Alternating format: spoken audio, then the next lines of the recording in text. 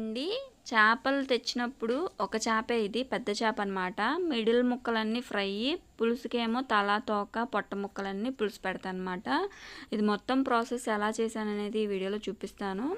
First శుభ్రంగా ఈ ముక్కలన్నిటి కడిగేసేసి రెండును ఉప్పేసి పసుపేసి ఫస్ట్ కడిగేసుకోవాలి శుభ్రంగా. తర్వాత కడిగిన తర్వాత ఉప్పు, కారం, పసుపు ఈ ముక్కలన్నిటికీ పట్టించాలన్నమాట. ఇవన్నీ ఫ్రై పీసెస్. ఈ ఫ్రైని నేను 2 రకాలుగా చేశాను. ఇవేమో పులుసులో ముక్కలు అనమాట. ఈ పులుసు ముక్కలకు కూడా ఉప్పు, కారం, పసుపు మొత్తం పట్టించేసేసి పక్కన పెట్టుకోవాలి. ఇప్పుడు ఈ ఫ్రై పీసెస్ని ఒక 5 ఒకలా చేశాను, మిగతా అన్నిటిని ఇంకొకలా చేశాను. నేను ఏది డీప్ ఫ్రై అయితే చేయనండి, చేప ఫ్రై. ఇలా కొంచెం ఆయిల్లో వేసుకొని ముక్కలు వేయించి పక్కకు తీస్తాను అనమాట. ఇలాగా గోల్డెన్ కలర్ వచ్చే విధంగా వేయించి పక్కకు తీస్తాను అనమాట, మాడనివ్వకుండా. ఇప్పుడు పులుసు పొయ్యి మీద వేస్తున్నాను. 2 పొయ్యిలు ఉన్నాయి కదా, 2 పొయ్యిల మీద ఇలాగా ఒకదాని పక్కన ఒకటి వేసేస్తే తొందరగా అయిపోద్ది అనమాట. ఒకవైపు చేప ముక్కలు వేయించుతున్నాం, ఒకవైపు పులుసుకి ఉల్లిపాయ ముద్ద వేయించి అందులో అల్లం వెల్లుల్లిపాయ ముద్ద కూడా వేయించుతున్నాను అనమాట. అవి వేగినాక టమాటాలు, పచ్చిమిర్చి చిన్నగా కోసి ఇందులో వేసి వేగిన తర్వాత ఈ ముక్కలకి తగ్గ చింతపండు నానబెట్టుకోవాలి. ఒక 5 పీసెస్ నేను సపరేట్ వేయించుతాను అన్నాను కదా, అందులో ఉల్లిపాయ పేస్టు, అల్లం వెల్లుల్లిపాయ పేస్టు కూడా ఈ చేప ముక్కలకి పట్టించేసేస్తాను అనమాట సపరేట్గా. ఎందుకంటే ఇవి ముక్కలు వేయించేటప్పుడు ఇరిగిపోతాయి, ఎక్కువ ముక్కలు ఉన్నాయి కదా. సో అందుకని నేను ఒక 5 పీసెస్ మటుకు సపరేట్గా వేయించుతాను అనమాట, ఇరగకుండా. ఇదొక రకం టేస్ట్గా ఉంది, బాగుంది ముక్కకి మసాలా పట్టి. సో ఇది నేను కొత్తగా వేయించుతున్నమాట, ట్రై చేస్తున్నాను ముక్కలు ఎక్కువ ఉన్నాయని చెప్పేసి. ఈలోగా ఈ ఉల్లిపాయలు, టమాటాలు మొత్తం మగ్గిపోయిన తర్వాత ఈ చేప ముక్కలు, అంటే ఓన్లీ పొట్ట ముక్కలు, పులుసులో ముక్కలు మాత్రమే వేసానమాట. అందులో తల, తోకాను ఈ చింతపండు గుజ్జు మొత్తం ఈ రసం పిండుకొని ఈ ముక్కల్లో వేసుకోవాలి, ముక్కలు మునిగే వరకును. ముక్కలకి సరిపడా ఉప్పు, కారం, పసుపు కూడా వేసేసాము.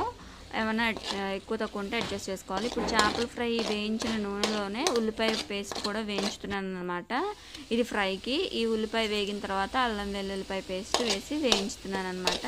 ఇక్కడ మీరు గమనించినట్లయితే ఒకవైపు ఫ్రై అవుతుంది, ఒకవైపు పులుసు అవుతుంది అనమాట. ఈ పులుసు కూడా ఒక 10 to 15 మినిట్స్ మూత పెట్టి ఉంచితే ఇలా నూనె పైకి తేలిపోతుంది అనమాట, మరిగిపోతుంది.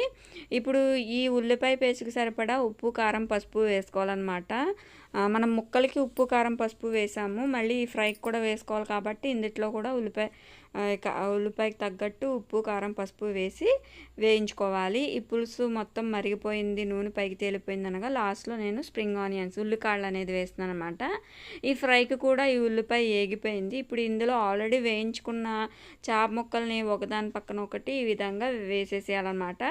ఇక్కడ కొంచెం చేప ముక్కలు ఎక్కువ ఉన్నాయి కాబట్టి నేను ఒక 5 పీసెస్ సపరేట్ చేసి దాన్ని వేరేగా వేయించుతున్నాను. అది కూడా ఈ వీడియోలోనే యాడ్ చేస్తాను, నచ్చితే చూడండి.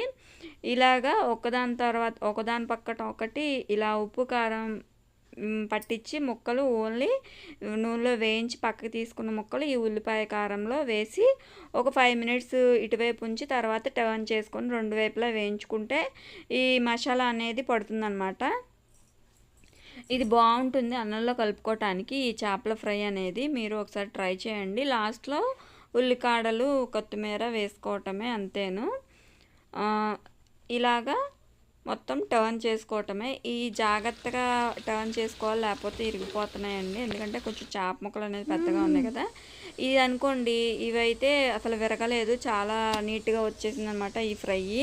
ఆల్రెడీ 20 మినిట్స్ వరకు ఈ మసాలాలో కొంచెం నాని ఉన్నాయన్నమాట, మ్యారినేట్ అయ్యి ఉన్నాయి ఈ చేప ముక్కలు. సో ఒకదాని పక్కన ఒకటి సరిపడా ఆయిల్లో వేసి వేయించుతున్నాను. నేను ఏది చేప ముక్కలు అనేది డీప్ ఫ్రై అనేది చేయనండి, ఇలాగా సరిపడా ఆయిల్లోనే వేసి వేయించుకుంటే హెల్త్కి మంచిదన్నమాట. ఫిష్ అనేది తింటే ఆరోగ్యానికి చాలా మంచిది.